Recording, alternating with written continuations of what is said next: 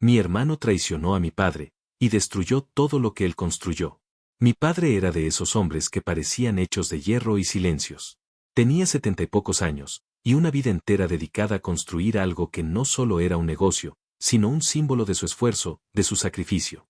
El imperio, lo llamaban sus socios, aunque para él no era más que el fruto de levantarse a las 5 de la mañana durante 4 décadas, de almorzar en oficinas en lugar de mesas familiares, de perder más aniversarios y cumpleaños de los que podía contar. Todo, según decía, para asegurarse de que su familia nunca conociera la escasez que él vivió en su juventud. Éramos 2 hermanos. Andrew, el mayor, y yo, Daniel. Andrew siempre fue el reflejo perfecto de lo que mi padre soñó tener como heredero, ambicioso, inteligente, racional hasta lo cruel. Desde niño se vestía como él, lo imitaba, lo acompañaba a las reuniones, lo ayudaba a revisar papeles que apenas entendía. Yo, en cambio, era el otro hijo. El que mi madre llamaba su alma sensible. El que prefería dibujar en los márgenes de los cuadernos en lugar de hacer cálculos de utilidades. El que soñaba con ser artista mientras los demás soñaban con dividendos. Mi padre y yo nunca tuvimos una relación mala, pero tampoco una cercana. Había respeto, sí, pero no entendimiento. Cuando decidí estudiar artes visuales en lugar de administración, su decepción fue evidente. No hubo gritos ni reproches, solo ese silencio pesado de quien no aprueba, pero tampoco quiere discutir. Me mantuve en mi camino, construyendo mi pequeño mundo lejos del suyo, con una vida sencilla, una esposa maravillosa llamada Claire, profesora de literatura, y una hija que llenaba mi casa de dibujos y risas. Mi madre fue el puente entre todos nosotros. Era la única capaz de equilibrar los dos extremos, el rigor de mi padre y mi sensibilidad. Fue también la única que supo ver que el éxito de Andrew tenía grietas, grietas que nacían de su hambre por el control. Ella solía decir, tu hermano tiene talento, pero no corazón. Y el que no tiene corazón, hijo, tarde o temprano se pierde en lo que hace. Nunca imaginé lo profética que sería esa frase. Hace 2 años, mamá murió. Fue una enfermedad rápida, implacable. Ni los mejores médicos ni el dinero pudieron salvarla. Y aunque la casa siguió siendo la misma, algo se apagó en ella. Papá se volvió más hosco, más solo. Andrew tomó el mando completo del negocio familiar, y yo, me mantuve al margen. No porque no me importara, sino porque sentía que mi presencia solo traía más distancia entre ellos. Durante ese tiempo, las llamadas con mi padre eran breves y formales. ¿Cómo estás, hijo? Bien, papá. ¿Tú? Lo mismo. Cuida de Claire y la niña. Siempre, papá. Te quiero. Yo también. Eso era todo. Un intercambio de palabras que sonaban más a rutina que a afecto. Andrew, en cambio, se convirtió en su sombra. Era su confidente, su socio, su mano derecha. Mi padre lo consultaba para todo. Confiaba en él ciegamente, como si aún fuera el niño de traje que lo seguía a las reuniones. Y esa confianza fue, precisamente, lo que lo llevó al borde del abismo. Recuerdo el día exacto en que el teléfono sonó. Era una tarde gris, lluviosa, y yo estaba en mi estudio terminando un retrato por encargo. El número era de mi padre, lo que ya era inusual. Contesté con una sonrisa, sin imaginar que al otro lado de la línea no habría un saludo, sino una voz temblorosa. Daniel, dijo, sin preámbulos, necesito que vengas. Ahora. El tono me heló la sangre. No era enojo ni tristeza, era miedo. Y mi padre no era un hombre que se permitiera sentir miedo. Fui de inmediato. Lo encontré en su despacho, rodeado de carpetas y documentos. Tenía los ojos rojos, el rostro más envejecido que nunca. En la mesa, desordenados, había papeles con sellos y firmas, traspasos, poderes notariales, documentos de cesión. Tu hermano me engañó, fue lo primero que dijo. Me senté frente a él, sin entender. ¿Cómo que te engañó? Me hizo firmar cosas, Daniel. Papeles. Documentos que yo no revisé. Confié en él. Y ahora todo lo que construí, tomó uno de los folios con manos temblorosas, está a su nombre. Si mañana quisiera, podría echarme a la calle como a un extraño. No supe qué decir. La mente me daba vueltas. Andrew era abogado, y papá siempre lo había dejado manejar todo lo legal. Tenía sentido, y al mismo tiempo, era inconcebible. ¿Estás seguro, papá? Quizás hubo un error, quizás.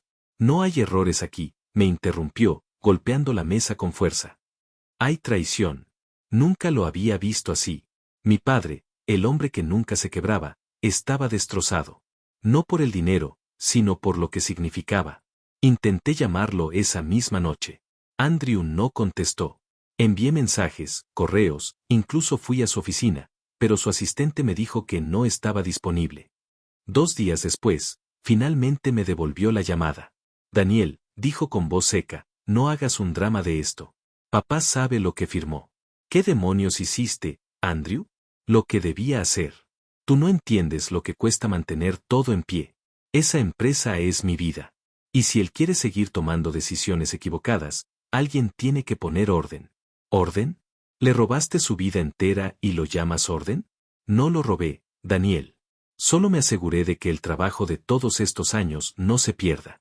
Tú, que nunca te interesaste, no tienes derecho a opinar. Ahí perdí la calma. No lo hiciste por la empresa. Lo hiciste por ti. Por codicia. Siempre fue por eso. Él rió, esa risa fría y arrogante que siempre lo acompañó. No todos podemos darnos el lujo de vivir del arte, hermanito. Algunos tenemos que vivir en el mundo real. Colgué antes de decir algo de lo que me arrepintiera. Esa noche, le conté todo a Claire. Ella escuchó en silencio, con esa serenidad suya que me calma cuando estoy al borde del colapso. Tu padre necesita que estés con él, dijo finalmente. No dejes que esta herida se haga más grande. Tenía razón. A la mañana siguiente volví con papá y le dije que me quedaría el tiempo que hiciera falta. Llamó a su abogado, un hombre viejo y fiel, y empezó el proceso legal. No era fácil. Andrew había hecho todo meticulosamente, escrituras, firmas notarizadas, transferencias encubiertas. Mi padre tenía pruebas, pero también vergüenza. Una noche, mientras tomábamos café en silencio, me dijo, tu madre me advirtió que Andrew algún día me fallaría. Y yo no quise creerlo. Me siento más solo ahora que cuando ella murió. No estás solo, papá, le respondí. No mientras yo esté aquí. Me miró con una mezcla de culpa y gratitud. Y por primera vez en años, me llamó hijo con una ternura que no recordaba. No sabes cuánto me arrepiento de no haberte valorado antes.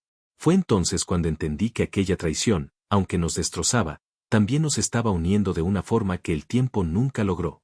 Y aunque no lo sabíamos aún, el infierno que Andrew había desatado apenas comenzaba. Actualización 1. El proceso legal comenzó con la fuerza de un huracán.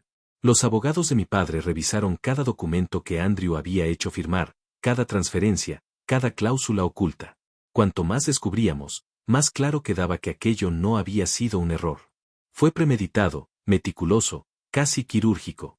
Mi hermano no solo había buscado asegurarse el control de la empresa, sino también las propiedades familiares, las cuentas de inversión y los derechos sobre marcas registradas a nombre de mi padre. Había usado cada vacilación, cada acto de confianza, para sellar su traición con tinta legal. Papá estaba devastado, pero su carácter, ese mismo carácter que lo había hecho implacable en los negocios, comenzó a resurgir. Se negaba a mostrarse como una víctima. Yo lo acompañaba a cada cita, tomaba notas, hablaba con abogados, y por primera vez en la vida me sentí útil para él. A veces lo miraba y pensaba que, en otro contexto, esto podría haber sido una historia de reconciliación sin tanto dolor de por medio. Mientras tanto, Andrew se había vuelto inaccesible. No respondía llamadas, no visitaba a papá. La prensa local, porque sí, la empresa era lo suficientemente conocida como para generar titulares, comenzó a hablar de una crisis interna entre los herederos. Todo el mundo especulaba. Los empleados, que me recordaban como el hijo que pintaba cuadros, me miraban con una mezcla de sorpresa y respeto cuando aparecía en la oficina de mi padre. Algunos sabían cosas, rumores, detalles que poco a poco nos ayudaron a entender hasta qué punto Andrew había manipulado todo. Una tarde, decidí enfrentarlo cara a cara. Fui a su oficina sin avisar.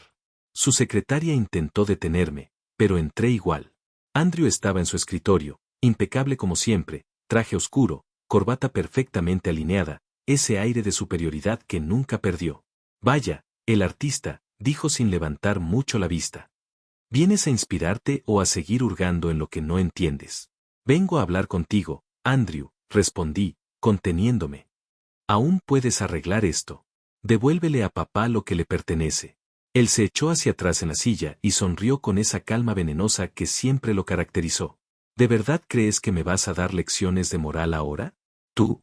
El hijo que se fue a pintar mientras yo me rompía el alma sosteniendo esto.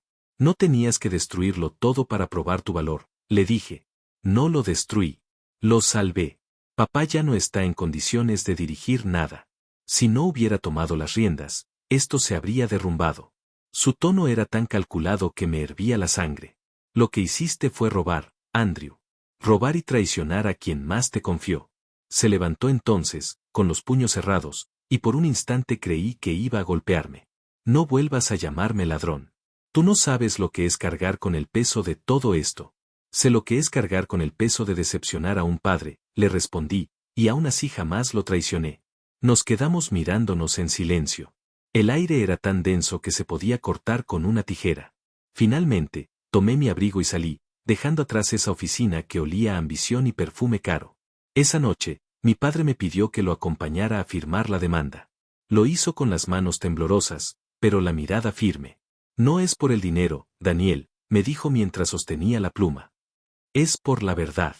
Andrew necesita entender que todo tiene un límite, incluso la sangre. La denuncia se presentó y la guerra familiar comenzó oficialmente. Andrew contrató a los mejores abogados que el dinero podía comprar. La batalla legal se volvió mediática. Hubo filtraciones, rumores, titulares con frases como el hijo que destronó a su padre.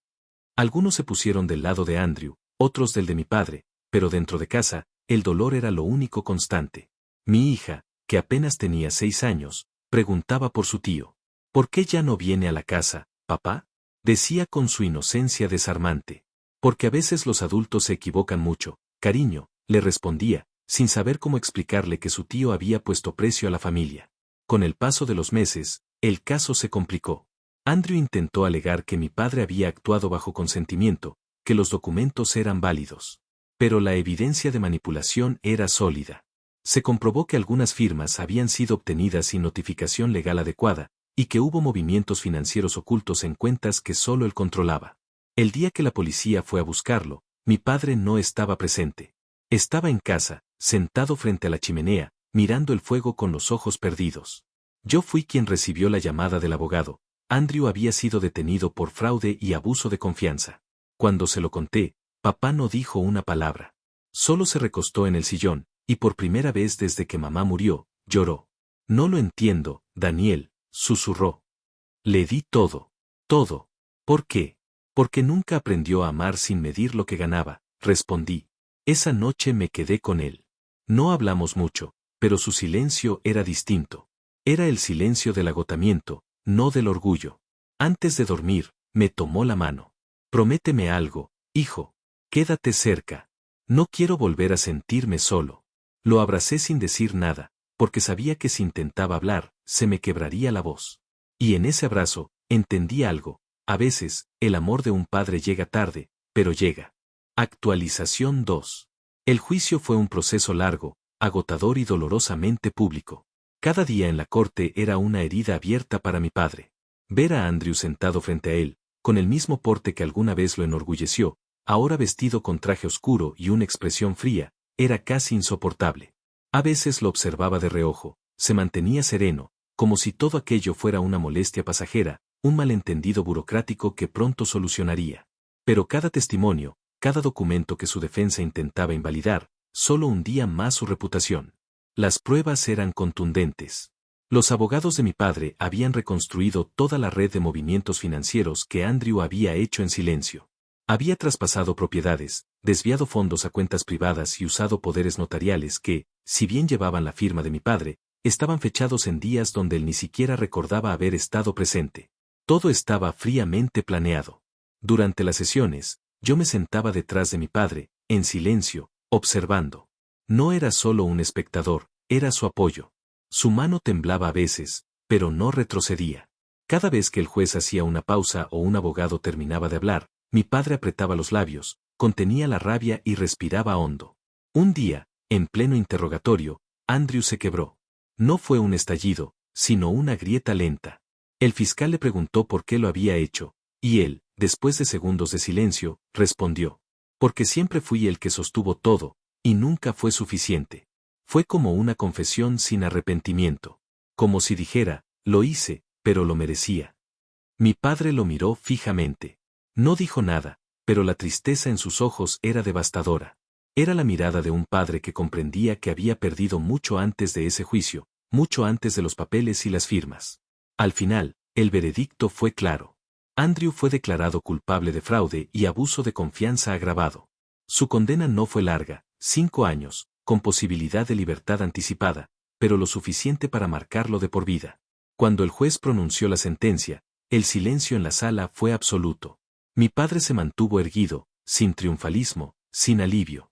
Solo parecía vacío. No hay ganadores en esto, me dijo cuando salimos del tribunal. Solo un hijo que olvidó quién era. Esa noche, lo acompañé de regreso a casa. En el auto, no habló casi nada. Miraba por la ventana, como si buscara a mamá en algún punto del cielo. Al llegar, me pidió que cenáramos juntos. Samantha preparó algo simple, sopa y pan.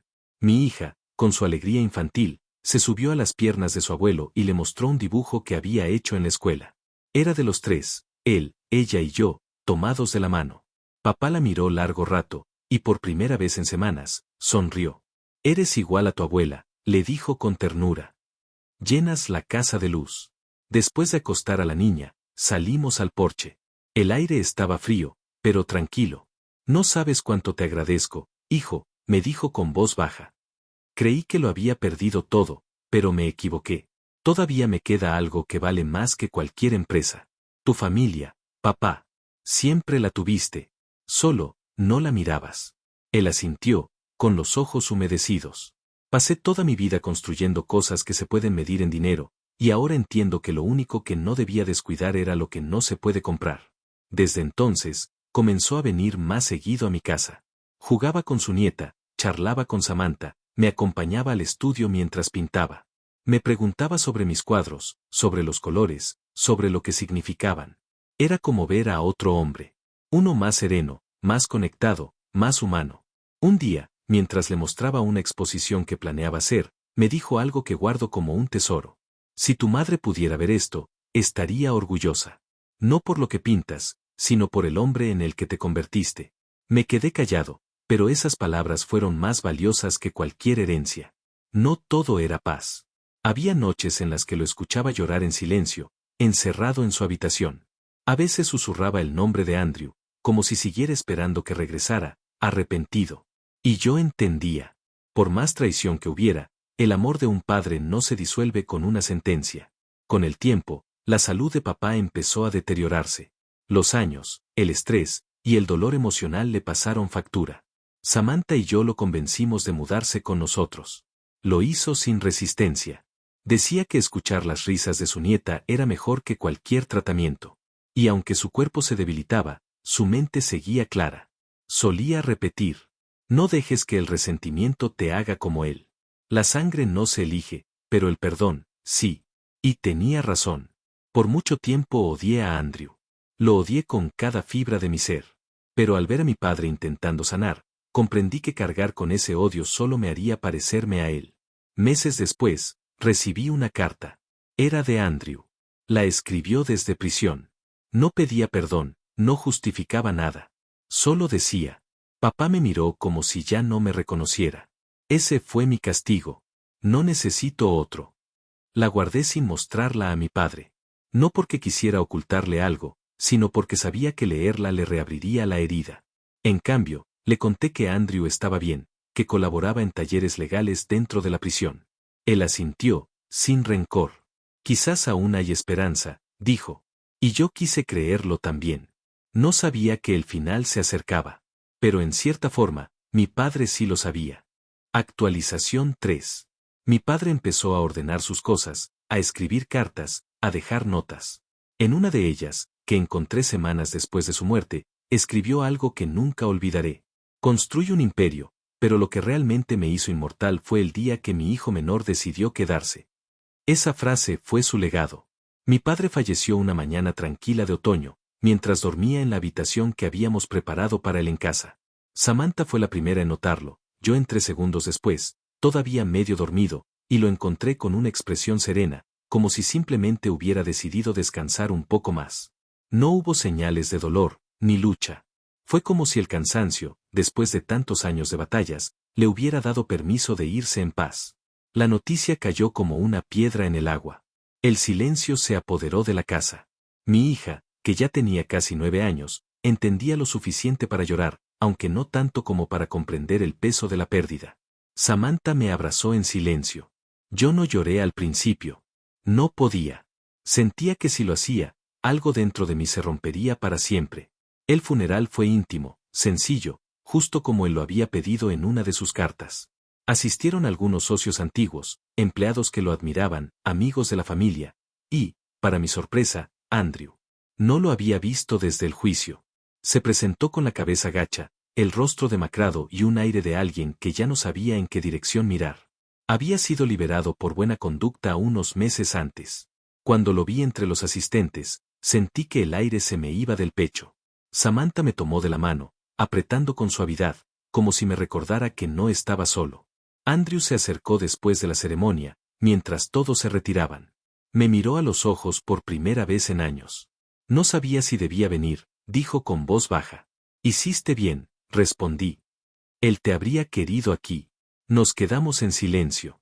No había nada que pudiera borrar lo que había hecho, pero algo en su mirada, quizás la culpa, o la sinceridad tardía, me hizo soltar un poco del peso que llevaba encima. Lo sé, murmuró. Y eso es lo que más duele. Nos sentamos un rato junto al árbol donde papá había pedido que esparciéramos parte de sus cenizas. Andrew rompió el silencio primero. Cuando estaba en prisión, leí mucho. Sobre ética, sobre leyes, sobre cómo las personas justifican lo imperdonable. Pensé en ti, en mamá, en papá. ¿Y en qué concluiste? Pregunté. Que todo lo que hice fue por miedo, respondió. Miedo a no ser suficiente, miedo a que papá me dejara de ver como su orgullo. Pero al final, lo perdí igual. Su voz se quebró. No era el hombre arrogante que recordaba. Era un reflejo gastado de alguien que finalmente había entendido el precio de su ambición. Sé que no hay perdón que pueda devolver lo que destruí, pero quiero intentar reparar lo poco que queda, añadió. Me quedé callado. Por dentro, sentía una lucha entre el resentimiento y la compasión. Finalmente, respiré hondo. Papá te perdonó hace tiempo, le dije. No lo dijo en voz alta, pero lo hizo. Yo, todavía estoy aprendiendo a hacerlo. Pero venir aquí es un comienzo. Andrew asintió, con lágrimas contenidas. Gracias, susurró. No sabes lo que significa escucharlo. Después del funeral, vino a casa. Samantha lo recibió con educación. Mi hija, sin entender del todo, lo abrazó como si lo hubiera conocido toda la vida. Él se quebró en ese instante. Y yo, por primera vez en años, sentí algo parecido a alivio. Pasaron los meses. Andrew comenzó a colaborar con una organización que ofrecía asesoría legal gratuita a personas mayores para protegerlos de fraudes patrimoniales. Era casi irónico, pero también justo. A veces lo visitaba, otras, me enviaba mensajes o fotografías de los talleres. No éramos los hermanos que fuimos alguna vez, pero la hostilidad había desaparecido. Quedaba un terreno frágil, nuevo, construido sobre la verdad. Y por si alguien se lo pregunta, ¿qué pasó con el patrimonio de mi padre? Desheredó a mi hermano, pero al final en una muestra de compasión le dejó lo suficiente para que en algún momento pudiera empezar de nuevo. Por otro lado, donó la mitad de su patrimonio a la caridad y el resto fue para mi familia, aunque no hiciera falta. Una tarde, volví al estudio donde pintaba. Había evitado hacerlo durante semanas. Entre los lienzos apilados encontré uno que papá había mirado muchas veces, un retrato inacabado de él, de perfil, con la mirada perdida hacia la ventana. Lo había empezado antes de su muerte, pero nunca lo terminé. Esa noche lo completé. No con tristeza, sino con gratitud. Cuando lo colgué en la pared del salón, mi hija me abrazó y me dijo, «Abuelo estaría feliz». Y supe que sí. La vida siguió. Andrew y yo nos encontramos algunas veces más. No hablábamos del pasado, sino del presente, de lo que cada uno estaba construyendo a su manera. Samantha, siempre sabia, me dijo un día. No tienes que olvidar para perdonar. Solo tienes que decidir no quedarte en el dolor. Mi padre me enseñó con su vida a ser fuerte, pero con su muerte me enseñó algo más valioso, a ser humano. A veces, cuando miro a mi hija jugar en el jardín, pienso en él. En cómo el hombre que creía poder controlarlo todo terminó encontrando la paz no en sus logros, sino en las personas que lo amaron a pesar de sus errores. Y pienso también en Andrew, en cómo, de alguna forma, La ruina nos obligó a volver a ser familia. La traición de mi hermano destruyó mucho, pero también reveló lo que realmente importa, el valor de quedarse cuando todo se cae, el poder de sanar sin venganza y la certeza de que, incluso en las familias rotas, todavía puede florecer algo parecido al perdón. Y si algo aprendí de todo esto, es que a veces las herencias más grandes no se escriben en documentos, sino en las segundas oportunidades que nos atrevemos a dar. Gracias por llegar hasta el final de este video. Cuéntanos en los comentarios si has vivido algo similar o conoces a alguien que haya tenido una experiencia parecida. También recuerda darle a like y suscribirte para más historias. Gracias.